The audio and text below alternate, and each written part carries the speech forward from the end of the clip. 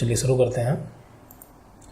तो यहाँ पर कुछ पैराग्राफ हमने लिख रखा है ये। तो अगर ये ऐसा ही सेम पैराग्राफ आपको वहाँ पर टाइप करना है या कोई एप्लीकेशन सिंपल टाइप करनी है तो आप कैसे टाइप करेंगे। तो इसकी टाइपिंग ही ज़रूरी नहीं होती है, इसके साथ में आपको इसका पेज सेट करना, ये सारी चीज़ें काफ़ी सेटिंग्स होती हैं, वो सब भी हम देखेंगे। फ़िलहाल अभी हम यहाँ पर नॉर्मल टाइपिंग देखते हैं। तो सबसे पहले हम यहाँ पर थोड़ा पेज की जो जूमिंग है वो कम कर लेते हैं। पेज की जूमिंग कम करने के लिए आप व्यू में जाइए और यहाँ पर आप यहाँ व्यू में जाने के बाद टैब में यहाँ जूम पे क्लिक कीजिए तो ये आपका 100% जूमिंग हो जाएगी। 100% जूमिंग होने के बाद आप वापस से होम टैब में आ जाइए। अब यहाँ पर हम टाइपिंग स्टार्ट करेंगे। ए कंप्यूटर और भी हम इसमें टाइप करते चले जा रहे हैं। तो ये देखिए यहाँ पर जो पैराग्राफ टाइप हो रहा है ये दोनों साइड से बराबर है, ठीक है। आप में शायद टाइप करें और आप में दोनों साइड से बराबर ना हो तो इसकी क्या सेटिंग्स है ये हम देख लेते हैं। यहाँ पर आप देख पा रहे होंगे अलाइनमेंट, इसे हम कहते हैं अलाइनमेंट। ये आपका लेफ्ट अलाइनमेंट होता है, ये सेंटर, ये राइट और ये आपका जस्टिफाई अलाइनमेंट होता है। ये आपके 4 अलाइनमेंट होते हैं। अलाइनमेंट का मतलब ये होता है कि जो आप नॉर्मली टाइप करते हैं ये बाय डिफ़ॉल्ट लेफ़्ट से टाइप हो रहा है। किस साइड से टाइप हो रहा है? लेफ़्ट साइड से। तो अगर आप लेफ़्ट से नहीं बल्कि राइट से लिखना चाहते हैं तो आप यहाँ पे क्लिक करेंगे राइट से, तो ये आपका राइट से लिखने लगेगा। ये आपका राइट अलाइनमेंट हो गया। फिर वापस से अगर लेफ़्ट से लिखना चाहते हैं तो आप लेफ़्ट पे क्लिक कीजिए यहाँ पर और लेफ़्ट अलाइनमेंट हो जाएगा। सेंटर अलाइनमेंट करेंगे तो आपका ये जो टेक्स्ट है वो सेंटर में लिखेगा, यानी कि दोनों साइड में, इधर भी आपका जाएगा और इधर भी, यानी दोनों साइड में आपका टेक्स्ट जो है वो बढ़ता रहेगा। ये आपका सेंटर अलाइनमेंट हो गया। फिर उसके बाद है जस्टिफाई, चौथा आपका जस्टिफाई है। जस्टिफाई में क्या होता है कि ये लिखता लेफ़्ट से ही है, ये देखिए लेफ़्ट से लिखेगा, बट ये जब एंड में होगी यहाँ पर तो दोनों साइड से पैराग्राफ जो है वो बराबर रखेगा। तो ये हमारे चारों अलाइनमेंट हो गए क्लियर।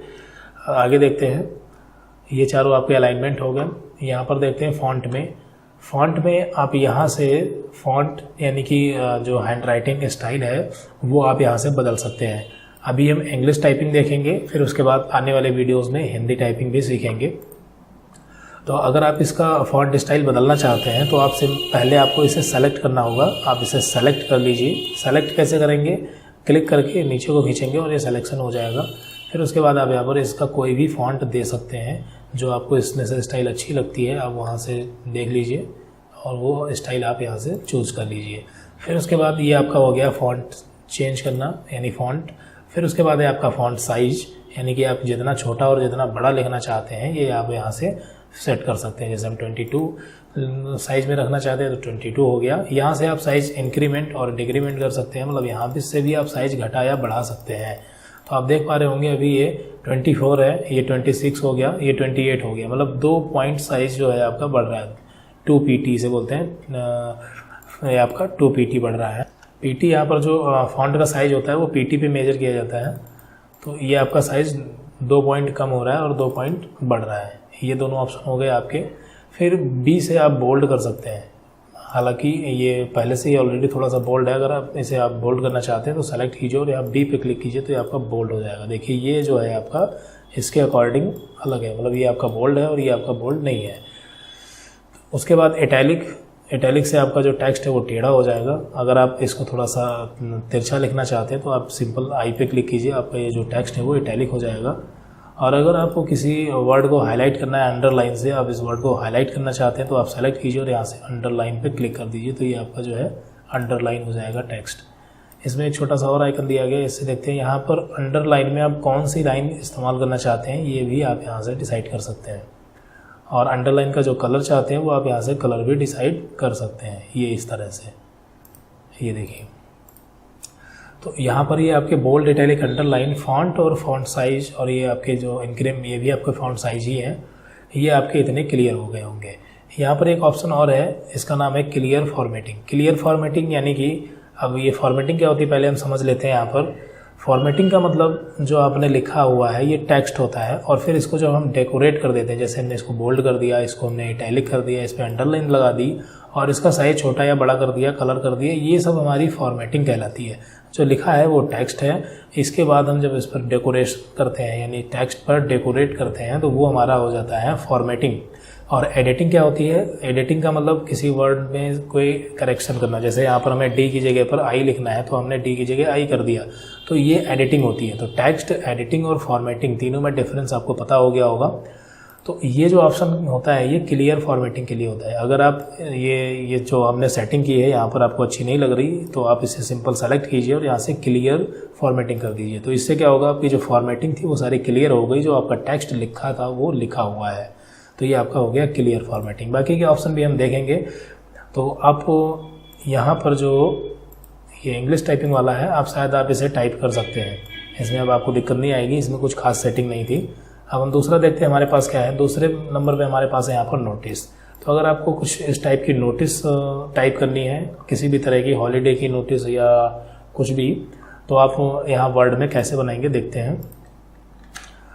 नोटिस जो है आपका वो वर्ड सेंटर में होगा। तो सेंटर में कर्सर को ले जाने के लिए आप यहाँ पर सेंटर पे क्लिक कीजिए। ये इसकी शॉर्टकट की भी यहाँ पर लिख के आ रही है Ctrl+E। अगर आप चाहें तो कीबोर्ड से सीधे कंट्रोल के साथ E प्रेस कर सकते हैं और ये आप सेंटर में यहाँ पर आ जाएंगे।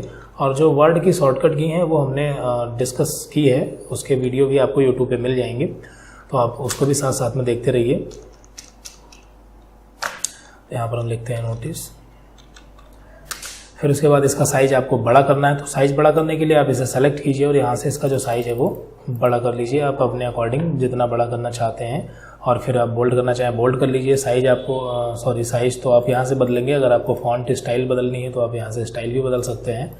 फिर एंटर कीजिए और नोटिस के नीचे आप यहाँ पर अगर सेंटर से दूसरी लाइन आप अगर सेंटर से ही चाहते हैं तो सेंटर से लिखिए, और दूसरी लाइन अगर आपको सेंटर से नहीं बल्कि लेफ्ट से लिखनी है तो आप यहाँ पर लेफ्ट लगा लीजिए। देखिए आप लिखने से पहले भी लेफ्ट लगा सकते हैं, लिखने के बाद में भी। जैसे हमने लिख लिया और सेंटर करना है तो आप सेंटर पर क्लिक कर दीजिए, ये लाइन आपके सेंटर में चली जाएगी। लेफ्ट में तो आप वापस से लेफ्ट में आ गए, तो यहाँ पर आप नोटिस टाइप कर दीजिए, एंटर। यहाँ पर हमने टाइप कर दिया, फिर एंटर, सेकेंड टेस्ट, और ये फिर एंटर, फिर यहाँ पर आपका थर्ड टेस्ट, और ये वगैरह वगैरह। फिर आपको सामने यहाँ पर टाइपिंग करनी है तो आप कीबोर्ड से टैब बटन प्रेस कीजिए और टैब से आगे चले जाइए यहाँ पे, या फिर आप सीधे Ctrl+R भी कर सकते हैं। क्योंकि हमें राइट से लिखना है तो यहाँ पर हम टैब का इस्तेमाल नहीं करेंगे, Ctrl+R प्रेस कर देंगे और राइट में आ जाएंगे। यहाँ पर हम टाइप कर देंगे और एंटर करेंगे। यहाँ पर हम अपना कॉन्टेक्ट जो भी होगा वो टाइप कर देंगे। तो इस तरह से आप कोई भी नोटिस कैसे भी हो आप बना सकते हैं। उसे आप बोल्ड करना चाहें, इटैलिक करना, अंडरलाइन, फॉन्ट साइज, अलाइनमेंट, ये सारी चीज़ें हमने इस वीडियो में देखी हैं। अब अगले वीडियो में हम और कई ऑप्शन कवर करेंगे। तो मिलते हैं अगली वीडियो में।